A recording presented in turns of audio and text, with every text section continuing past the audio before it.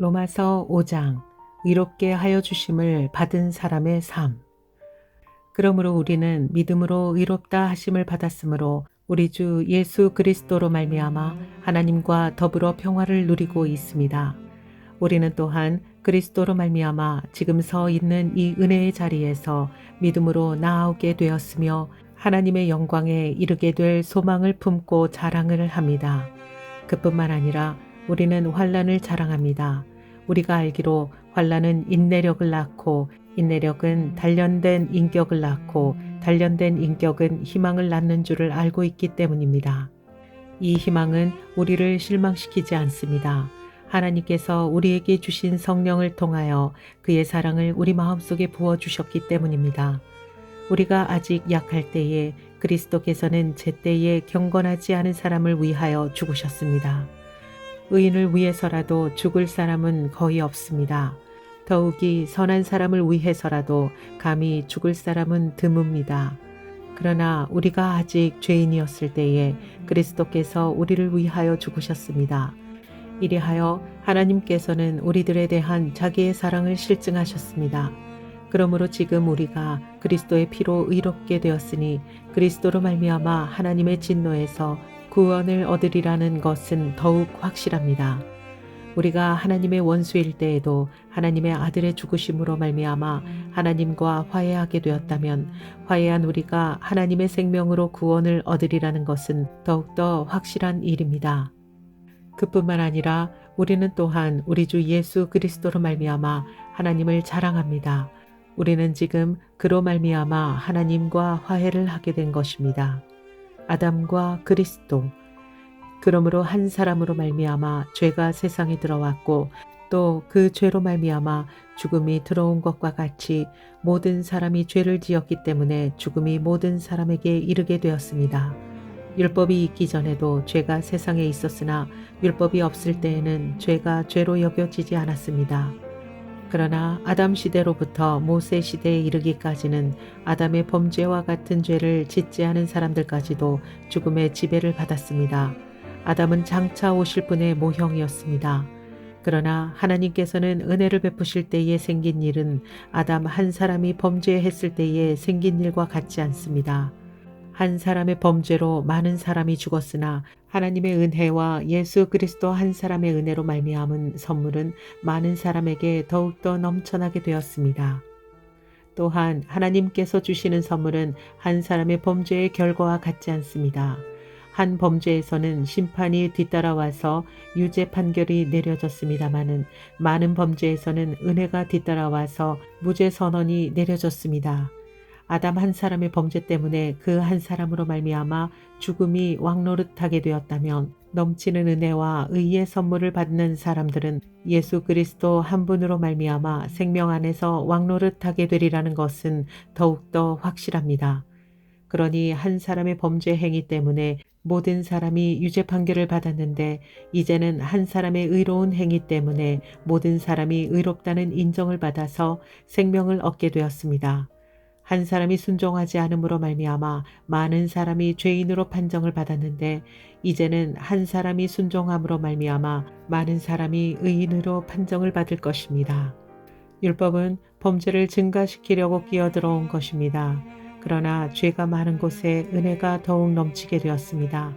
그것은 죄가 죽음으로 사람을 지배한 것과 같이 은혜가 의를 통하여 사람을 지배하여 우리 주 예수 그리스도로 말미암아 얻은 영원한 생명에 이르게 하려는 것입니다. 로마서 6장. 그리스도인은 그리스도와 함께 죽고 함께 산다. 그러면 우리가 무엇이라고 말을 해야 하겠습니까? 은혜를 더하게 하려고 여전히 죄 가운데 머물러 있어야 하겠습니까? 그럴 수 없습니다. 우리는 죄에는 죽은 사람인데 어떻게 죄 가운데서 그대로 살 수 있겠습니까? 세례를 받아 그리스도 예수와 하나가 된 우리는 모두 세례를 받을 때에 그와 함께 죽었다는 것을 여러분은 알지 못합니까? 그러므로 우리는 세례를 통하여 그의 죽으심과 연합함으로써 그와 함께 묻혔던 것입니다.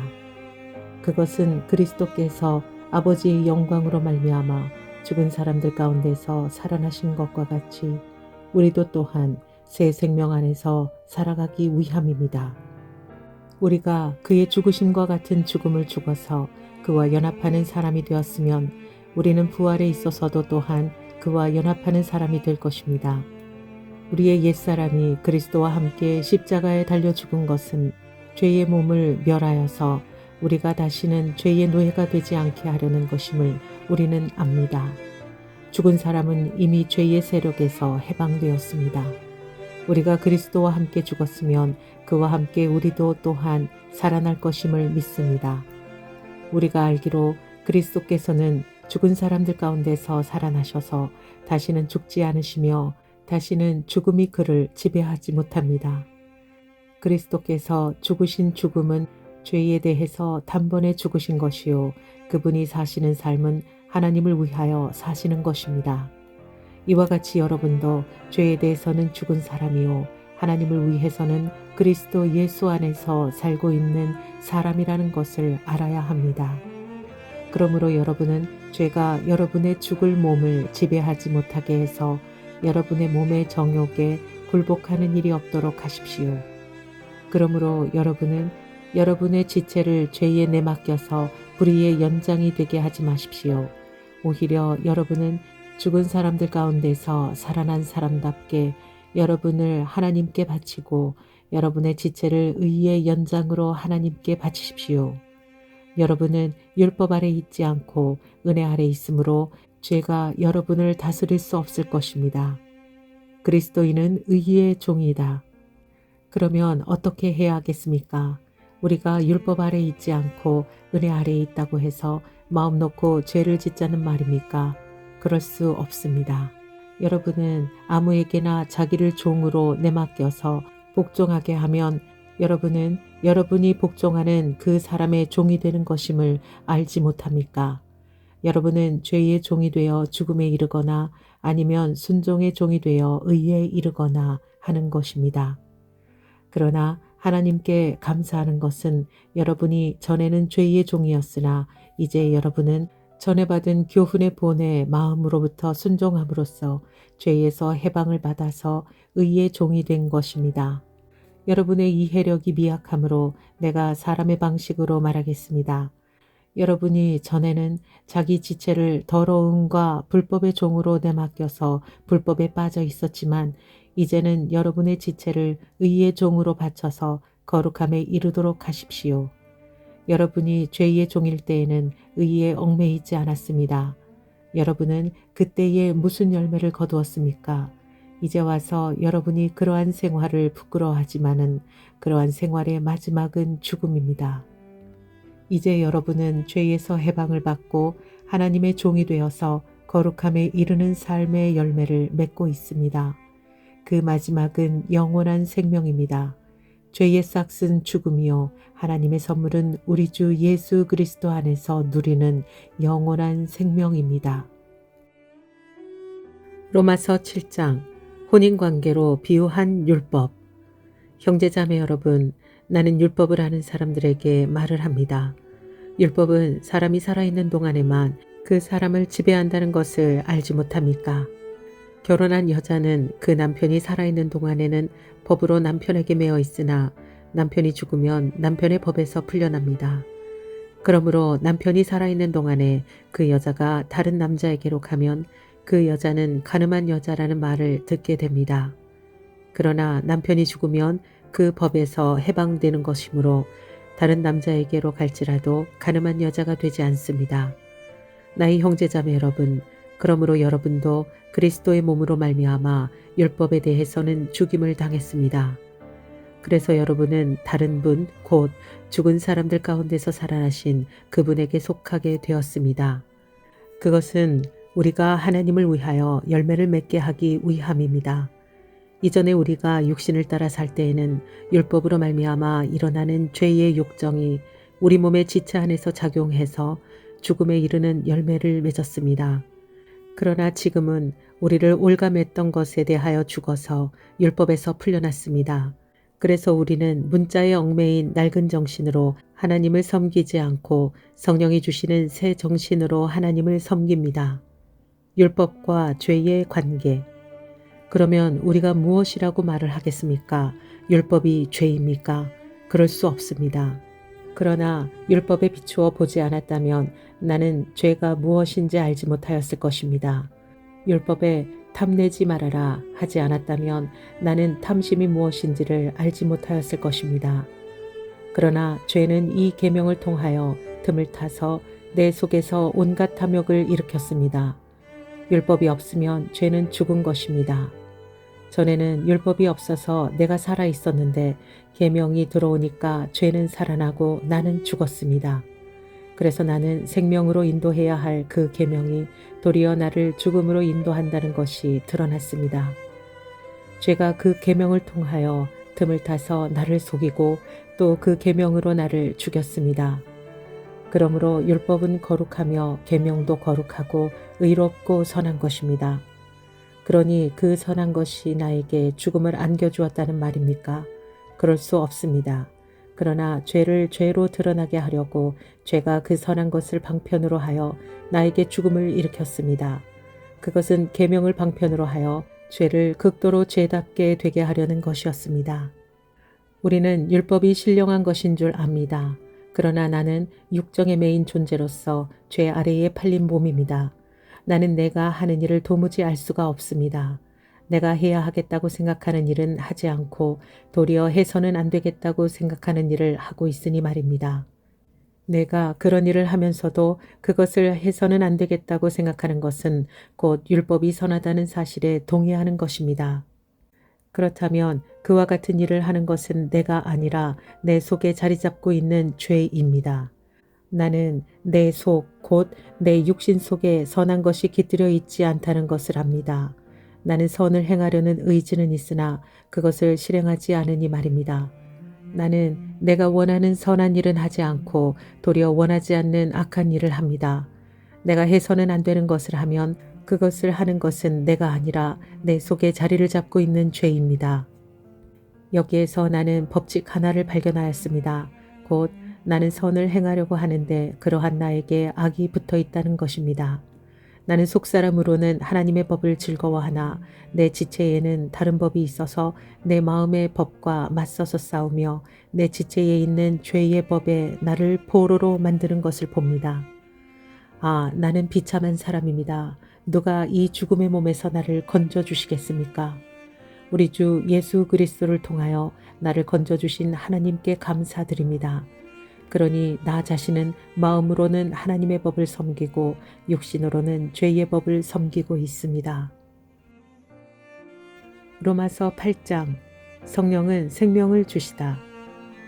그러므로 그리스도 예수 안에 있는 사람들은 정죄를 받지 않습니다. 그것은 그리스도 예수 안에서 생명을 누리게 하는 성령의 법이 당신을 죄와 죽음의 법에서 해방하여 주었기 때문입니다. 육신으로 말미암아 율법이 미약해져서 해낼 수 없었던 그 일을 하나님께서 해결하셨습니다. 곧 하나님께서는 자기의 아들을 죄된 육신을 지닌 모습으로 보내셔서 죄를 없애시려고 그 육신에다 죄의 선고를 내리셨습니다. 그것은 육신을 따라 살지 않고 성령을 따라 사는 우리가 율법이 요구하는 바를 이루게 하시려는 것입니다. 육신을 따라 사는 사람은 육신에 속한 것을 생각하나 성령을 따라 사는 사람은 성령에 속한 것을 생각합니다. 육신에 속한 생각은 죽음입니다. 그러나 성령에 속한 생각은 생명과 평화입니다. 육신에 속한 생각은 하나님께 품는 적대감입니다. 그것은 하나님의 법을 따르지 않으며 또 복종할 수도 없습니다. 육신의 매인 사람은 하나님을 기쁘게 해드릴 수 없습니다. 그러나 하나님의 영이 여러분 안에 살아계시면 여러분은 육신 안에 있지 않고 성령 안에 있습니다.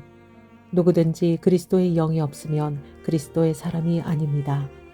또한 그리스도께서 여러분 안에 살아계시면 여러분의 몸은 죄 때문에 죽은 것이지만 영은 의 때문에 생명을 얻습니다. 예수를 죽은 사람들 가운데서 살리신 분의 영이 여러분 안에 살아계시면 그리스도를 죽은 사람들 가운데서 살리신 분께서 여러분 안에 계신 자기의 영으로 여러분의 죽을 몸도 살리실 것입니다. 그러므로 형제자매 여러분, 우리는 빚을 지고 사는 사람들이지만 육신에 빚을 진 것이 아닙니다. 우리는 육신을 따라 살아야 할 존재가 아닙니다. 여러분이 육신을 따라 살면 죽을 것입니다. 그러나 여러분이 성령으로 몸의 행실을 죽이면 살 것입니다. 하나님의 영으로 인도함을 받는 사람은 누구나 다 하나님의 자녀입니다. 여러분은 또다시 두려움에 빠뜨리는 종살이의 영을 받을 것이 아니라 자녀로 삼으시는 영을 받았습니다. 그래서 우리는 그 영으로 하나님을 아빠, 아버지라고 부릅니다. 바로 그때에 그 성령이 우리의 영과 함께 우리가 하나님의 자녀임을 증언하십니다. 자녀이면 상속자이기도 합니다. 우리가 그리스도와 함께 영광을 받으려고 그와 함께 고난을 받으면 우리는 하나님이 정하신 상속자요 그리스도와 더불어 공동 상속자입니다. 모든 피조물이 구원을 갈망하다. 현재 우리가 겪는 고난은 장차 우리에게 나타날 영광에 견주면 아무것도 아니라고 나는 생각합니다. 피조물은 하나님의 자녀들이 나타나기를 간절히 기다리고 있습니다. 피조물이 허무에 굴복했지만 그것은 자의로 그렇게 한 것이 아니라 굴복하게 하신 그분이 그렇게 하신 것입니다. 그러나 소망은 남아 있습니다. 그것은 곧 피조물도 썩어짐의 종살이에서 해방되어서 하나님의 자녀가 누릴 영광된 자유를 얻으리라는 것입니다. 모든 피조물이 이제까지 함께 신음하며 함께 해산의 고통을 겪고 있다는 것을 우리는 압니다. 그뿐만 아니라 첫 열매로서 성령을 받은 우리도 자녀로 삼아 주실 것을 곧 우리 몸을 속량하여 주실 것을 고대하면서 속으로 신음하고 있습니다. 우리는 이 소망으로 구원을 얻었습니다. 눈에 보이는 소망은 소망이 아닙니다. 보이는 것을 누가 바라겠습니까? 그러나 우리가 보이지 않는 것을 바라면 참으면서 기다려야 합니다. 이와 같이 성령께서도 우리의 약함을 도와주십니다. 우리는 어떻게 기도해야 할지도 알지 못하지만 성령께서 친히 이루 다 말할 수 없는 탄식으로 우리를 대신하여 간구하여 주십니다. 사람의 마음을 꿰뚫어 보시는 하나님께서는 성령의 생각이 어떠하신지를 아십니다. 성령께서 하나님의 뜻을 따라 성도를 대신하여 간구하시기 때문입니다. 하나님을 사랑하는 사람들, 곧 하나님의 뜻대로 부르심을 받은 사람들에게는 모든 일이 서로 협력해서 선을 이룬다는 것을 우리는 압니다. 하나님께서는 미리 아신 사람들을 택하셔서 자기 아들의 형상과 같은 모습이 되도록 미리 정하셨으니 이것은 그 아들이 많은 형제 가운데서 맏아들이 되게 하시려는 것입니다. 그리하여 하나님께서는 이미 정하신 사람들을 부르시고 또한 부르신 사람들을 의롭게 하시고 의롭게 하신 사람들을 또한 영화롭게 하셨습니다. 하나님의 사랑은 어떠한 역경보다도 강하다. 그렇다면 이런 일을 두고 우리가 무엇이라고 말할 수 있겠습니까? 하나님이 우리 편이시면 누가 우리를 대적하겠습니까? 자기 아들을 아끼지 않으시고 우리 모두를 위하여 내주신 분이 어찌 그 아들과 함께 모든 것을 우리에게 선물로 거저주지 않으시겠습니까? 하나님께서 택하신 사람들을 누가 감히 고발하겠습니까? 의롭다 하시는 분이 하나님이신데 누가 감히 그들을 정죄하겠습니까? 그리스도 예수는 죽으셨지만 오히려 살아나셔서 하나님의 오른쪽에 계시며 우리를 위하여 대신 간구하여 주십니다. 누가 우리를 그리스도의 사랑에서 끊을 수 있겠습니까? 환난입니까? 곤고입니까? 박해입니까? 굶주림입니까? 헐벗음입니까? 위협입니까? 또는 칼입니까? 성경에 기록한 바 우리는 종일 주님을 위하여 죽임을 당합니다. 우리는 도살당할 양과 같이 여김을 받았습니다. 한 것과 같습니다. 그러나 우리는 이 모든 일에서 우리를 사랑하여 주신 그분을 힘입어서 이기고도 남습니다. 나는 확신합니다. 죽음도 삶도 천사들도 권세자들도 현재일도 장래일도 능력도 높음도 깊음도 그 밖에 어떤 피조물도 우리를 우리 주 예수 그리스도 안에 있는 하나님의 사랑에서 끊을 수 없습니다.